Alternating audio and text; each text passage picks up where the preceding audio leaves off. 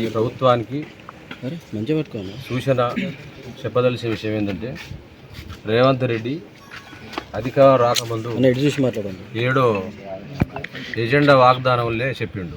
ప్రజాస్వామిక తెలంగాణ, ప్రజల రాజ్యం, ప్రజా హక్కులు అని చెప్పిన రేవంత్ రెడ్డి దాదాపు ఈ సంవత్సరం నుంచి జరుగుతున్నటువంటి తెలంగాణలో ఒక 30 ఎన్కౌంటర్సు రేవంత్ రెడ్డి గవర్నమెంటు ఒక ఆదేశాల మేరకు జరుగుతుంది. కాబట్టి ప్రజలకు ఇచ్చిన హామీలను రేవంత్ రెడ్డి తుంగలో దొక్కి ఒక రకంగా ఫాసిస్టు నరేంద్ర మోడీ ఆదేశాలను అమలు చేస్తున్నటువంటి రేవంత్ రెడ్డి ఈ తెలంగాణ సమాజానికి జవాబు చెప్పాల్సిన అవసరం ఉంది.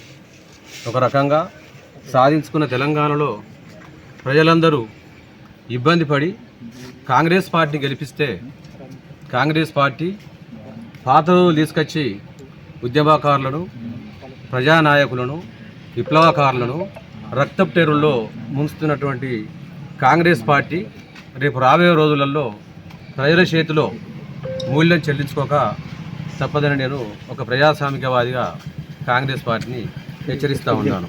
ఒక రకంగా వల్ల దళిత బిడ్డ, ఆదివాసి బిడ్డ విప్లవ సంస్థలలో పనిచేసి సీతక్కని చెప్పుకొని తిరుగుతున్నటువంటి అలా కాంగ్రెస్ పార్టీ మంత్రి ఈ నియోజకవర్గంలో దాదాపు 25 మంది చనిపోతే దాంట్లో 20 మంది ఆదివాసి బిడ్డలే.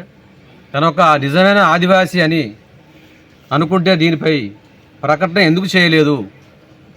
ఆదివాసీ ఓట్లతోటి, ప్రజల ఓట్లతోటి, ప్రజాస్వామికవాదుల ఒక మద్దతుతోటి, ప్రజా సంఘాల మద్దతుతోటి గెలిచినటువంటి ఒక సీతక్కయ్యల్ల ఈ ప్రాంతానికి, ఆదివాసులకు జవాబు చెప్పి తీరవలసిన అవసరం ఉంది. తను కంట్రోల్ బియ్యం, చెడిపోయిన కారపొడి ఇచ్చుకుంటూ వీడియోలు తీసుకొని పెట్టుకోవడం కాదు. కాబట్టి ఈ ప్రాంతంలో ప్రజాస్వామ్యం, హక్కులు, రాజ్యాంగం స్వావలంబన అది అన్యాయానికి గురవుతున్నప్పుడు తను ఇలాంటి విషయాలల్లా పట్టుకోవాల్సిన అవసరం ఉందని ప్రజలు ఆశిస్తున్న కారణంలో కూడా తను ఈ రోజు వరకు దాదాపు 30 మంది ఎన్కౌంటర్ల విషయంలో సీతక్క ఎలాంటి ప్రకటన లేదు ఇవాళ. కాబట్టి ఇలాంటి కాంగ్రెస్ పార్టీ ఎన్కౌంటర్లు చేయడం, శవాలను కూడా సక్రమంగా చట్టపరిధి లోపల కుటుంబాలకు అందజేయకపోవడం, దాదాపు 7 రోజుల నుంచి ఇక్కడ కుటుంబం చాలా ఇబ్బంది పడుతుంది. శవాలకు పురుగులు పడుతున్నాయి.